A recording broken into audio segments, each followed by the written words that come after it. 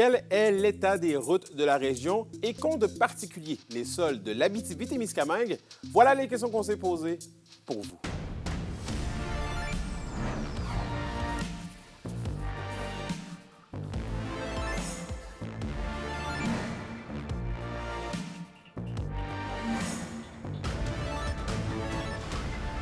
Ici Anthony Dallaire et voici vos informations.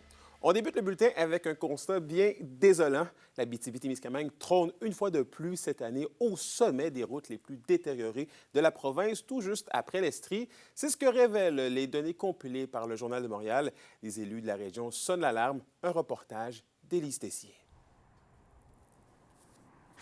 Ce sont 70 % des routes de la région qui sont dans un mauvais état, selon les données du ministère des Transports datées de 2023.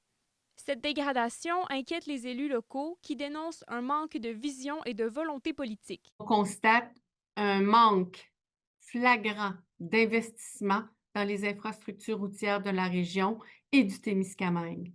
C'est un manque flagrant qu'on mentionne, on appuie souvent ces absences-là par le fait qu'on manque d'ingénieurs, qu'on manque de personnel, mais au-delà de ça, il y a un manque de planification et il y a un manque flagrant de volonté de vraiment améliorer le réseau routier chez nous. Et plus on va attendre, plus ça va coûter cher, comme dans l'ensemble de nos infrastructures. Ça a été dit dans d'autres reportages, l'Abitibi-Témiscamingue ne reçoit pas ce qu'elle envoie à Québec. La région doit composer avec un trafic lourd constant alors que les routes ne servent pas seulement les citoyens, elles soutiennent le transport des ressources vitales pour toute la province. On a une circulation de camionnage chez nous et que quand on ne fait que calculer le pourcentage de population, on est encore plus en déficit sur l'effet routier puisque les ressources naturelles sont les principales ressources qui circulent dans la région, que ce soit au niveau des camions de lait, des camions de bois, de tout le transport lourd. Il faut bien prendre acte du fait que ces routes-là, elles deviennent vraiment difficiles de circuler. Pourtant, malgré cette contribution essentielle, les élus de l'Abitibi-Témiscamingue ont l'impression de ne pas être entendus. On est partie prenante de la prospérité du Québec et pour une bonne part de cette prospérité-là, c'est comme si on n'était pas là.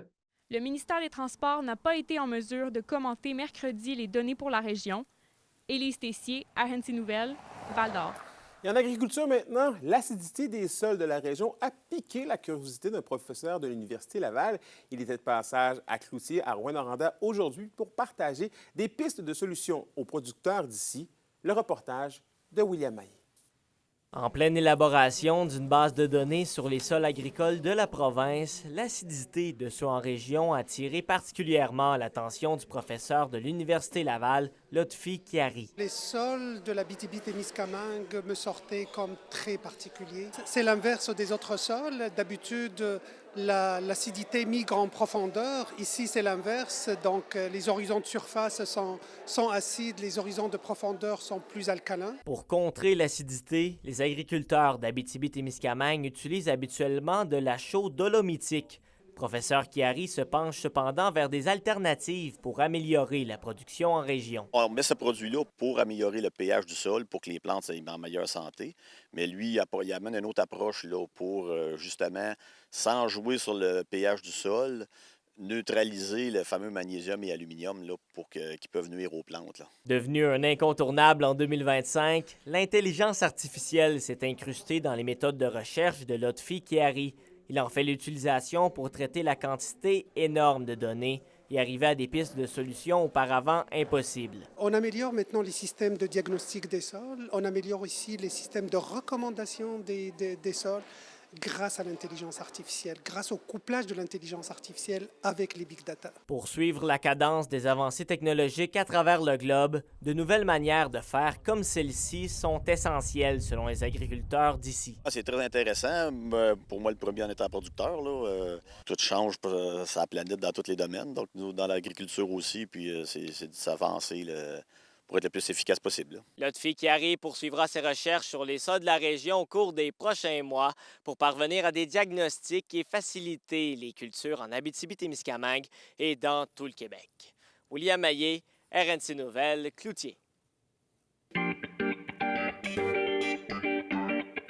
Et au culturel, les chapeaux et les bottes de cow-boy seront à l'honneur pour les prochains jours au Témiscamingue, puisque le festival western de Gay est commencé depuis hier et se poursuit jusqu'à dimanche. Tout au long de la semaine, il y aura plusieurs activités comme un bingo monstre, la montée de taureaux et de chevaux sauvages et sans oublier l'épreuve du circuit professionnel de rodéo. En tout, c'est 6 jours d'activités équestres qui sont prévus. Et au sport, le triathlon des Gabelles est de retour pour une 5e édition. L'événement se tiendra ce week-end, le 9 août, à même le Parc national. J'en ai discuté avec Valérie Marquis, qui est administratrice du club Trio-Sico, l'organisme qui chapeaute l'événement. Concrètement, est-ce que tu peux juste nous rappeler un peu c'est quoi là, cet événement-là? Oui, notre événement, dans le fond, c'est un événement de triathlon. On le fait en dehors de la ville, on le fait directement au cœur du Parc national et Guebel. Dans le fond, c'est la discipline de nage, course et vélo. Il y a d'autres disciplines aussi qui se joignent dans le planning de la journée. On a des disciplines un peu pour tout le monde, autant pour les enfants qui veulent venir essayer le triathlon que pour le triathlète qui est là pour performer dans un des 3 triathlons régionaux. Qu'est-ce qu'il y a de spécial, justement, ce triathlon-là? Qu'est-ce qui fait que les gens pourraient avoir le goût d'y participer, là? Ce qu'il y a de différent un peu, c'est qu'on est en plein cœur de la forêt, on se baigne dans le lac Loire, on est dans le parc Aiguebelle, secteur Tachereau. On est directement dans une route qui est fermée, qui est très peu achalandée, fait qu'un parcours aussi très beau, mais aussi très sécuritaire. Le fait aussi qu'on soit dans un camping, ça fait en sorte que les gens peuvent rester pour la fin de semaine. Il reste encore, je crois, quelques places de camping de disponibles, mais ça fait aussi en sorte qu'après le triathlon, on se rejoint tout le monde, on attend tout le monde pour une mini-célébration avec breuvage festif et collation à partager. Et là, c'est la 5e édition. C'est quoi peut-être les retours que vous avez eus des éditions précédentes? Est-ce que les gens apprécient? Est-ce que les gens, en fait, ont le goût de revenir? Comment, c'est quoi Oui, l'an passé, dans le fond, c'était notre année record. L'année passée, on a atteint 120 inscriptions. C'est quand même très, très bon pour un événement régional. Et ce qu'on nous dit, c'est que c'est différent, c'est le fun et que, justement, le fait qu'on peut dormir sur place, là, ça fait comme une espèce de mini-ville, mini-camping d'athlètes pour la fin de semaine. Fait que on a vraiment des bons commentaires. Et là, on est à quelques jours justement de l'événement. Ça ressemble à quoi les inscriptions? Est-ce que les gens aussi peuvent encore s'inscrire, hein? Oui, il est encore possible de s'inscrire. Vous pouvez consulter notre page Facebook Triathlon de Gabelle présentée par Anne Eagle. C'est encore possible de s'inscrire. On est à 93 inscriptions actuellement. On est vraiment pas loin de notre record. Fait que j'invite la trentaine de personnes qui manquent à s'inscrire puis à joindre à nous pour la fin de semaine. Et en terminant, là, c'est quand même 750 mètres de nage, 20 km de vélo, 5 km de course. Je suis quand même assez sportif, mais il reste tout de même que ça demande une certaine préparation. C'est quoi peut-être la préparation justement que ça prend là, pour faire ce type d'événement-là? C'est sûr ça, c'est la grande discipline. On a une initiation au triathlon qui peut être vraiment intéressante. On coupe les distances de moitié. C'est vraiment fait. Ça s'appelle le triathlon, initiation au triathlon découverte. C'est vraiment pour monsieur, madame, tout le monde qui se dit, hey, moi, j'aimerais ça, l'essayer sans pression. Et à la météo de l'Abitibi-Témiscamingue pour ce soir et cette nuit, c'est quelques nuages avec un maximum de 13 degrés Celsius pour l'Abitibi et de 16 degrés Celsius pour le Témiscamingue. C'est du soleil pour l'Abitibi demain, alors que ce sera nuage avec 40 de probabilité d'averse pour le Témiscamingue. Les maximums seront entre 26 et 27 degrés Celsius. Et finalement, en aperçu pour la journée de vendredi, c'est de la pluie intermittente avec des maximums entre 22 et 23 degrés Celsius.